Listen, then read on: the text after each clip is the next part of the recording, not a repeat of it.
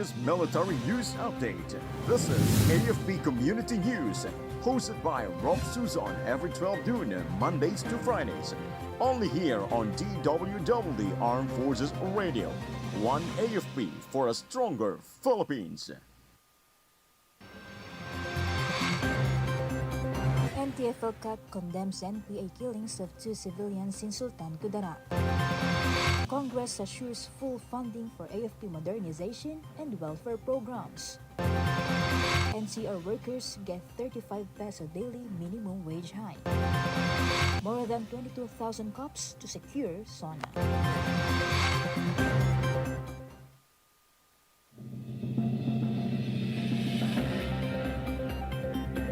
Good day everyone, as well to our troops at Camp Emilio Ginaldo, Quezon City. Today is Tuesday, July 2, and we will bring you the latest news from the Armed Forces and other information around the Philippines. I'm Ralph Suzon for AFP Community News. DWDD Armed Forces News. For the brief overview of our stories, the National Task Force to End Local Communist Armed Conflict has strongly condemned the recent killings of 2 civilians by the New People's Army in Sultan Kudarat. In a statement, NTF-CAC Executive Director Undersecretary Ernesto Torres Jr. described the murders as acts of terrorism against peaceful communities. He emphasized that such atrocities could be prevented through close coordination between communities, police, and military forces to block the entry of communists. Emong Cantala, a Manobo Dolangan tribe datu and indigenous people mandatory representative, was killed inside his home in Barangay Banali. Senator Ninoy Aquino.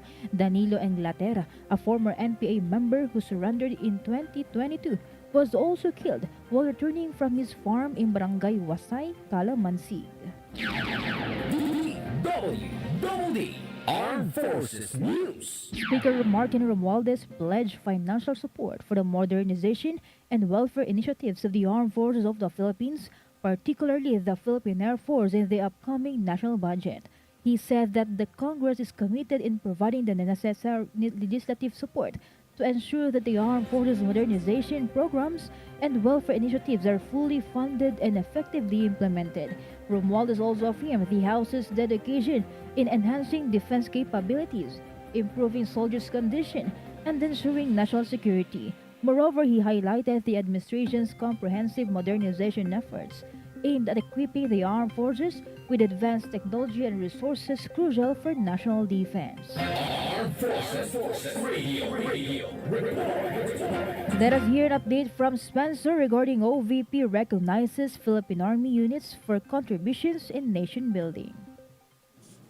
Indeed, Rolf, the Office of the Vice President honored 2 battalions of the 5th Infantry Star Division and a cavalry company of the Armor Division during the OVP Pasindungog 2024 ceremony at the Radisson Blue Hotel, Cebu.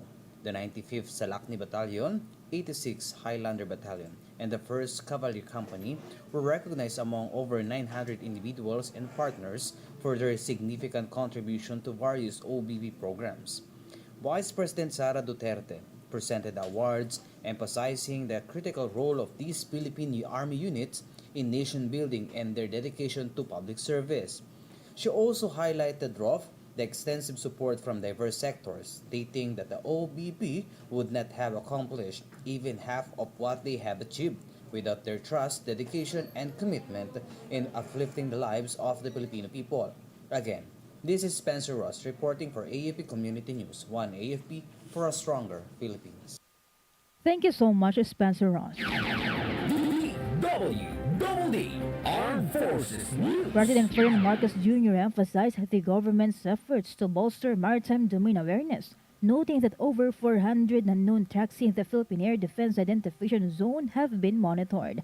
Speaking at the 77th founding anniversary of the Philippine Air Force, he stressed the increased frequency of maritime patrol missions and the ongoing support for internal security operations, which have led to the surrender and neutralization of more than 250 insurgents. President Marcos also highlighted the importance of international defense collaborations and praised the Air Force for their exemplary humanitarian and disaster response efforts.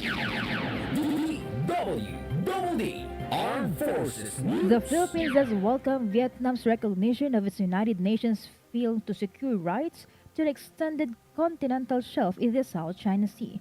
The Foreign Ministry expressed readiness to engage in talks with Hanoi to resolve any issues and seek mutually beneficial solutions. Last month, the Philippines filed a claim with the UN for recognition of entitlements beyond its 200 nautical mile exclusive economic zone. The UN Convention on International Seas Law allows coastal states to establish a continental shelf of to 350 nautical miles from their territory.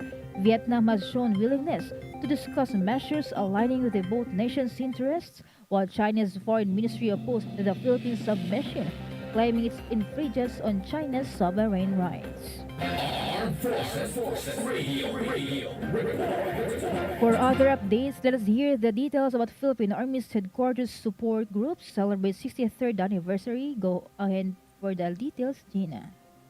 Yes, Raf, the Philippine Army's Headquarters and Headquarters Support Group celebrated its 63rd founding anniversary at Fort Bonifacio, Taguig City yesterday. The event was graced by Army Vice Commander Major General Leodovic B. Ginid, representing Commanding General Lieutenant General Roy M. Galido as the guest of honor and speaker. In his address, he highlighted the vital role of HHSG in the overall operations of the Philippine Army. Moreover, this year's anniversary themed HHSG at 63, matatag na HHSG para sa bagong Pilipinas, emphasized the group's growing capabilities in delivering administrative excellence, security, ceremonial services, support for command activities, and various service support functions. This is Gina reporting for AFP Community News, 1 AFP for a stronger Philippines. Thank you so much, Gina.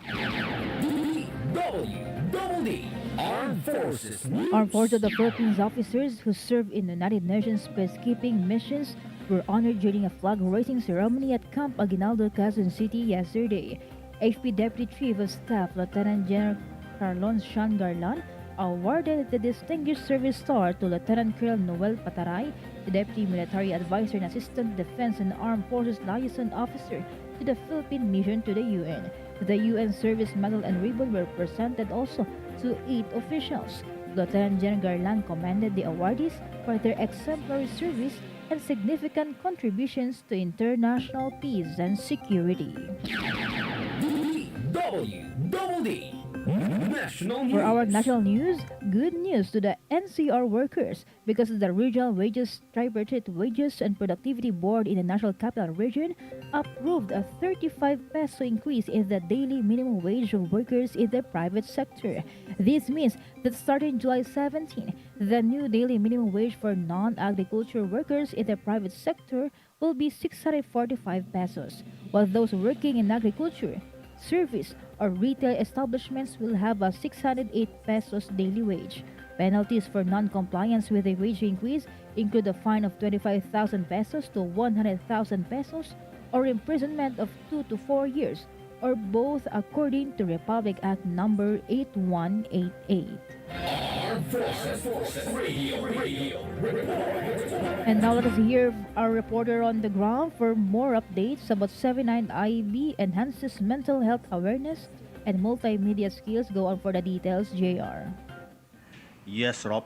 The 79 Infantry Masaligang Battalion participated in a mental health awareness and multimedia editing lecture organized by the State University of Northern Negros in its headquarters at Barangay Bato, Sagay City, Negros Occidental. The event featured experts in mental health and multimedia, providing valuable insights on stress management, anxiety, and burnout. The lecture aimed to enhance technical skills in multimedia editing, empowering the soldiers to effectively communicate through pictures and video.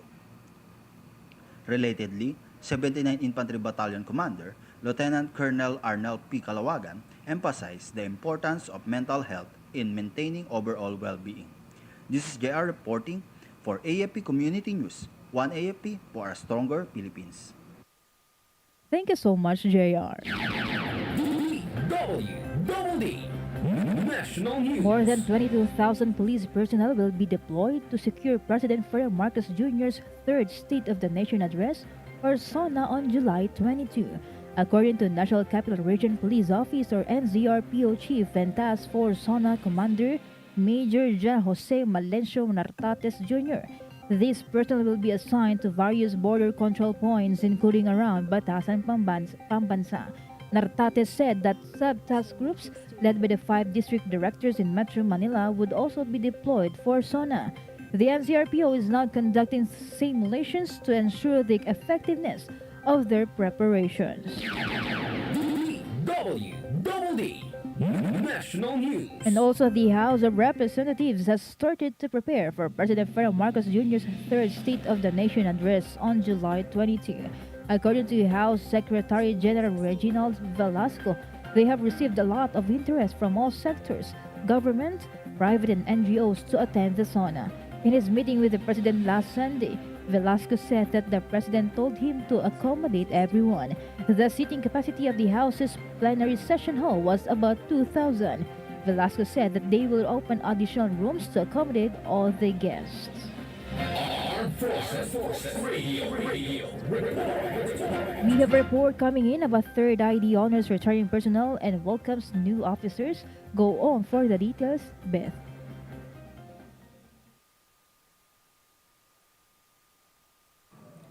The Army 3rd Infantry Spearhead Division recognized enlisted personnel, set the retired, the welcome newly assigned officers during flag raising ceremony.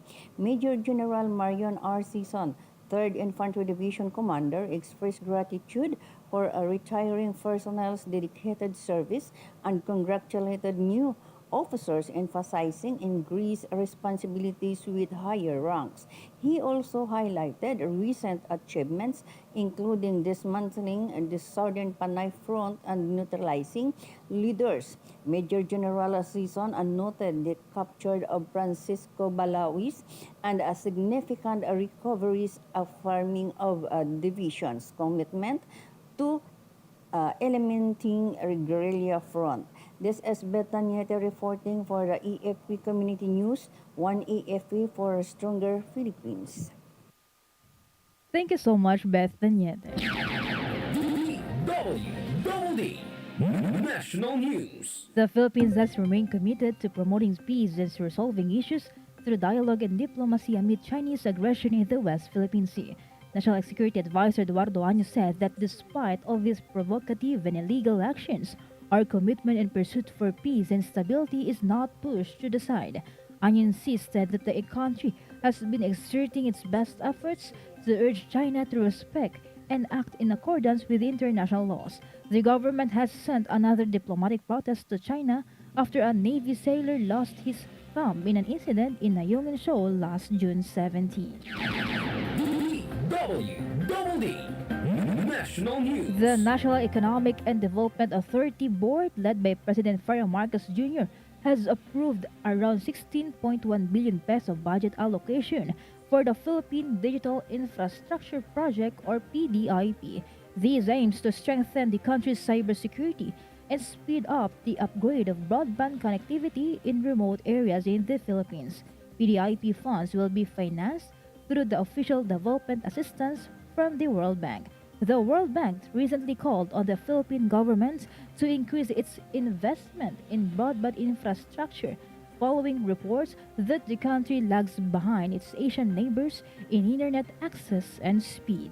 Armed Forces Radio Report. From First Year, let's hear more updates from Meljoy about IP families who receive gift packs in Bamban, Tarlac. Rough and heartfelt support of the JVP Bread King Corporation in collaboration with the 3rd Mechanized Infantry Battalion, over 300 indigenous people families received gift packs in Barangay Santo Niño, Bamban, Tarlac on June 28, 2024. The gift packs included a variety of assorted bread packs, which were warmly received by the recipients. Ice cream was also distributed and gladly shared upon by the indigenous people children in the sitio. This initiative is part of the sponsor's ongoing commitment to support and give joy to the indigenous communities in the province. It can be recalled that the sponsor, in partnership with the 3rd Mechanized Infantry Battalion, also initiated a gift-giving activity that benefited 980 individuals in the municipality of San Jose Tarlac last June 2024. These activities are manifestation of their strong alliance as a partner in their continuous delivery of services. The activity was made possible through the support of the city leaders and barangay officials of Santo Niño. The recipient expressed their gratitude for the gift packs they have received. They also performed an ethnic dance presentation as a simple gesture of their appreciation, which gave joy to those who sponsored the activity. In his speech, Lieutenant Colonel Ryan V. Villar, the acting commanding officer of 3rd Mechanized Battalion, appreciated the initiative and continued support of JVP Bread King Corporation, headed by Mr. Jimmy Tan, to the IP sector in the unit's area of operation. This is Meljo Inesio reporting for AFP Community News, 1 AFP for Stronger Philippines. Thank you so much, Meljoy. DWDD National News. A Vatican official is expected to meet with President Ferdinand Marcos Jr. this week. According to the Department of Foreign Affairs, Vatican Secretary for Relations with the States of the Holy See Archbishop Paul Richard Gallagher will be in the country from July 1 to 6 to attend several activities. Aside from his meeting with Marcos, Gallagher will meet with the counterpart Foreign Affairs Secretary Enrique Manalo to discuss areas of cooperation between the Holy See and the Philippines. DFA said that the meeting will also serve as an opportunity to highlight the shared commitment of the Philippines and the Holy See to the promotion of peace, human rights, rule of law, and sustainable development.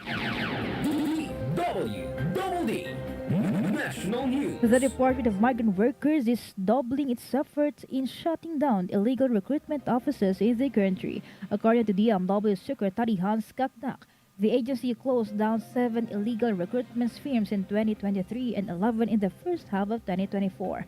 Kakdak said that they have been hosting several awareness campaigns to educate Filipinos on illegal recruitment schemes. Aside from this, the DMW also plans to roll out an application that would make the processing of OFW clearances faster. Armed Forces Radio. On the other line, let's hear from Rocky about PMC recognizes 4th Marine Battalion as operationally ready MARSEC unit. Yes, Rof, the 4th Marine Battalion was officially certified as an operationally ready maritime security or MARSEC battalion during a ceremony at the BNS Grandstand Parade Ground. The event marked the culmination of the battalion's retraining and refurbishment program. Philippine Marine Corps Commandant Major General Arturo G. Rojas, Philippine Navy Marines, highlighted the significance of this transformation, emphasizing its importance for littoral maneuvers in the southern western frontier of archipelagic defense. Moreover, he urged the 4th Marine Battalion Marines to embody the principles of being most ready to effectively control the archipelagic sea lines of communication. This is Rocky reporting for AFP Community News, 1 AFP for a Stronger Philippines. Thank you so much, Rocky. DWDD National News. The Department of Health reported a slight increase in dengue cases in the country. As of June 15, there are 77,688 infections recorded, 15% higher than the 67,576 cases in the same period last year. The agency then encouraged the public to utilize the 4S strategy to combat dengue. This includes searching and destroying mosquito breeding grounds, self-protection measures like insect repellent, and seeking early consultation with the doctor or health worker for any symptoms. DWDD National News. The Philippine National Police Tarlac Provincial Office has created a special committee on missing persons to hasten the investigation of missing beauty pageant contestant Geneva Lopez and her Israeli boyfriend Yitzhak Cohen. According to Tarlac Provincial Director Police Colonel Miguel Guzman, the task force will be composed of different PNP units and other agencies to ensure lateral coordination. Guzman also said that they are checking with the Bureau of Immigration if the couple went out of the country. Lopez and Cohen have been missing since June 21.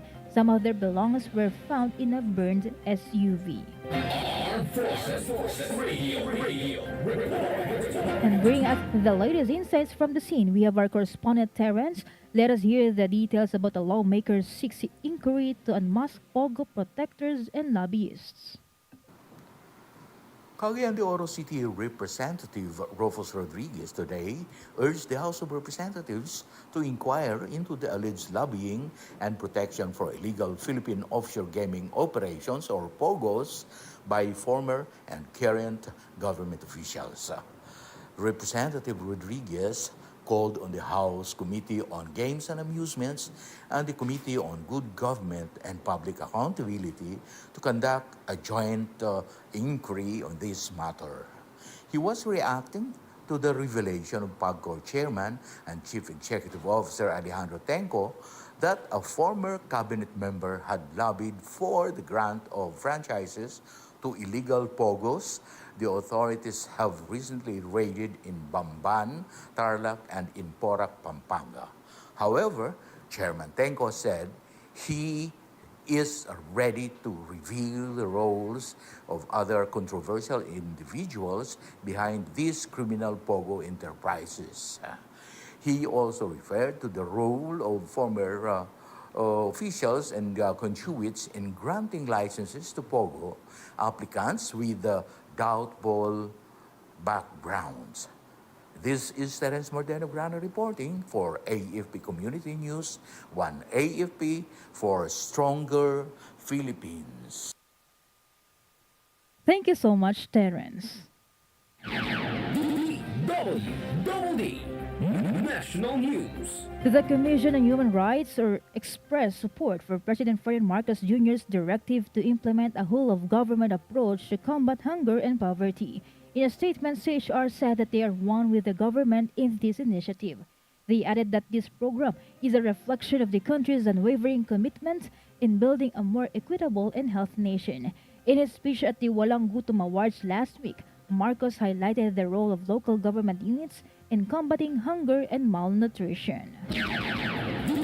DWDD Armed Forces News. And that's all for today's broadcast. Thank you so much for joining us, especially to our audience in our Facebook page, AFP Radio DWDD. Don't forget to tune in tomorrow for more updates, same time and same station. Again, this is Ralph Suzon for AFP Community News, 1 AFP for a Stronger Philippines.